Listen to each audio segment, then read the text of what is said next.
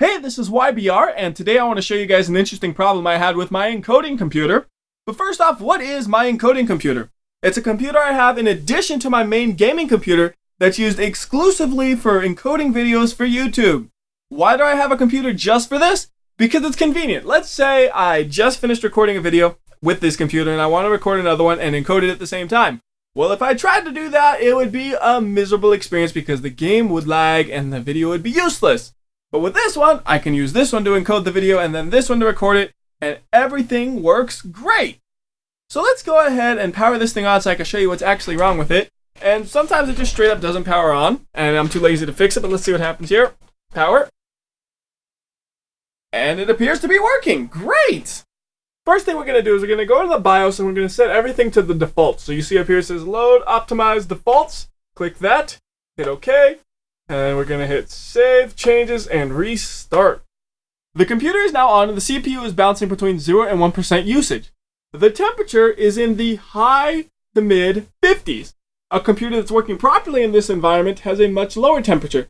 That one sits in the mid to low 30s. So this thing is running about 25 degrees hotter than a functional computer. So something is obviously wrong, because if you actually try to do an intensive task, it will overheat and turn itself off. Let's take a closer look at this. So right now the computer is running a liquid cooling system, which is actually a lot simpler than most people would think.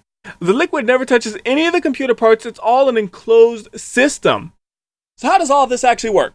Well, behind this is the CPU, which does the actual calculations for a computer. Now I have a big beefy CPU that generates a lot of heat, so I needed a big beefy cooler. The way it works is you install the CPU, then you put some thermal compound on it, which is just this paste-like substance that comes in a syringe, and sometimes it doesn't want to come out of the syringe, so you're sitting there squeezing it, and then boom, it all comes out at once, gets all over your hands, and it gets everywhere because it's like paint. Once it gets on your hands, anything you touch, it's gonna get on. Anyways, you install the CPU, you put some thermal compound on it, then you install the water block, which sits really snug on the CPU. It has a screw on each of the 4 corners, and you tighten it down really tight because that thing needs to work like a heatsink, where the 2 metals are touching each other so tightly, the heat generated from the CPU goes into this. Now this is a water block / pump combo, so the pump is built into the system. So once the heat is in here, it goes into the liquid. Once it's in the liquid is pumped through the tube up into the radiator. The radiator has a bunch of fans on it that blow nice cool air over the fins, and then that cools the liquid. The liquid goes up and down, and then it comes out over here. Then the cool liquid goes back into there, and then it repeats indefinitely to help keep the CPU cool. Except it's not doing that. And you can tell something's wrong just by touching everything down here. So if you touch over here, it's really hot because it's right next to the CPU. That makes sense. But as you go along the tube, it actually gets a little bit cooler and a little bit cooler and a little bit cooler. But how can it possibly be getting cooler when all the cooling happens here and the liquid hasn't even reached there yet? Well, the pump's not pumping. So the liquid is just heating up, and the heat is just going more and more through the tube by just heat transfer. It's not actually pumping the hot liquid up and then getting a cool liquid down.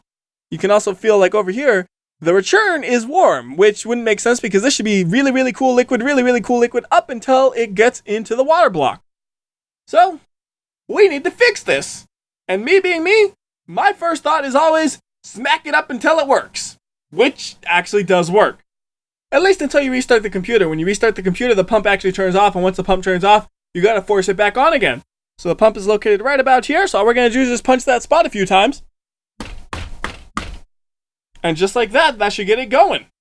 And look at that, the temperature is now in the mid 30s. Not quite as cool as the other computer, but the other computer has a slightly better cooling system in it, so it makes sense that it wouldn't run quite as cool as it. Now, there's no way this fix will last, and I'll have to fix it properly eventually. The question is, would you guys be interested in seeing me actually fixing it properly? Leave a comment so I know. Till next time, it's YBR. See ya. While I was editing the video, I realized everything would be really easy to fake because of the way the cuts were. So here's just a cut-free demonstration. So right now, CPU is sitting at about 60 degrees Celsius, usage 0 to 1%. Just as before, we're going to go all the way down to the computer, let the camera get nice and focused, and then I could hear the fan RPM changing, so I know it actually worked. We go up here, and before you know it, we are now in the mid 30s once again. So there is unedited proof that punching the computer does actually work. So again, do leave a comment if you'd be interested in seeing a proper repair, and until then, this has been YBR. I'll see ya.